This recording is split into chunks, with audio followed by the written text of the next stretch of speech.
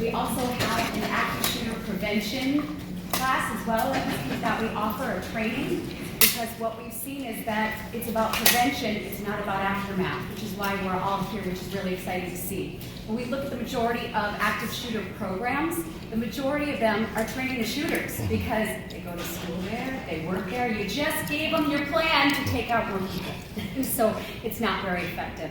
I want to address what we talked about with background checking. Obviously that is a consideration, but if any of you are familiar, the FBI BAU recently came out with a study between 2000 and 2015. Only 2% of the firearms in the active shooters during that time were purchased illegally.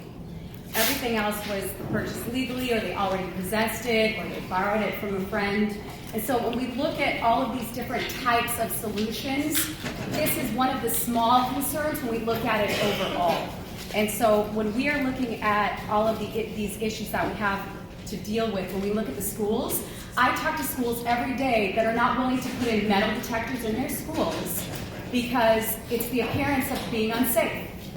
We don't have active shooters in our inner city schools. They are in our suburban schools that have no metal detectors. They're $3,000. And so why is the question that I continue to ask. When we look at the statistics again of the active shooters, suicide attempts, 90% of them had suicide attempts within that year of the active shooter situation. And so the suicide person should then have some sort of reporting that can actually take place later to be able to take away those firearms because they already have that tendency. So we need to take a look at some of these other laws that can be taken. The terroristic threat, if some of you aren't familiar, if I place someone in imminent fear of their life, I have committed a terroristic threat. The majority of shooters do this online on social media in advance of shooting. And so as agencies, they consider the online as gray area, so nothing's really done, and they look at the reporting afterwards. And so we have a number of different things. I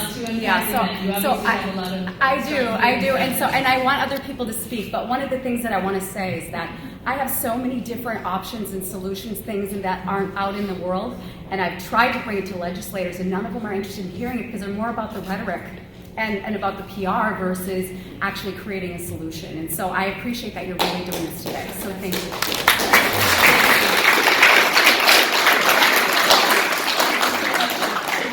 Thoughts, and I want to talk with the panelists about some of those issues because obviously evidence-based is what we're looking for here. Now, there was some question about, certainly there was an issue about mental health and threats to themselves or others. Can you guys talk about how